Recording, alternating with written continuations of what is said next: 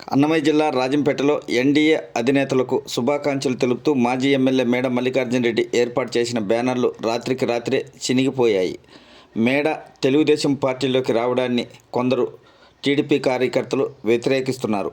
అలాంటి వారు ఇలాంటి పని చేశారా లేదా గాలివానకు బ్యానర్లు చినిగిపోయాయా అనే చర్చ ఇప్పుడు రాజంపేటలో సాగుతుంది.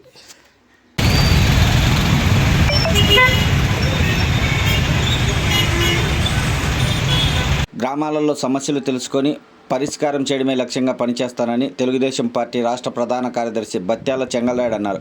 అన్నమయ్య జిల్లా రైల్వే కోడూరు పరిధిలోని సున్నపురాలపల్లి, అర్జునవాడ, తిరుగుడుపల్లి, అర్జునవాడ గ్రామాలలో ఆయన పర్యటించారు. ఈ సందర్భంగా ఆయన మాట్లాడుతూ రాక్షస పాలన పోయింది, ఇక నుంచి రామరాజ్యమేనని ప్రజలకు తెలిపారు. ఈ కార్యక్రమంలో పలువురు టీడీపీ నాయకులు పాల్గొన్నారు.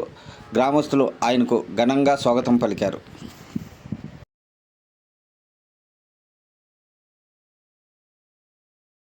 ఎన్నికల కౌంటింగ్ ముగిసింది. పార్టీలతో సంబంధం లేకుండా ఎవరు గొడవలు సృష్టించరాదని సిద్ధవటం ఎస్ఐ పెద్దబోబన్న అన్నారు. స్థానిక పోలీస్ స్టేషన్లో పలువురు గ్రామస్తులతో సమావేశం నిర్వహించి వివిధ అంశాలపై కౌన్సిలింగ్ ఇచ్చారు. సిద్ధవటం మండలం మూలపల్లి మలుపు వద్ద పెన్నా నది ఒడ్డున వెలిసిన శ్రీ ఇరుగులమ్మ తల్లి తిరునాళ గ్రామస్తులు వైభవంగా నిర్వహించారు. ఈ సందర్భంగా అమ్మవారిని ప్రత్యేకంగా అలంకరించి అభిషేకాలు చేశారు.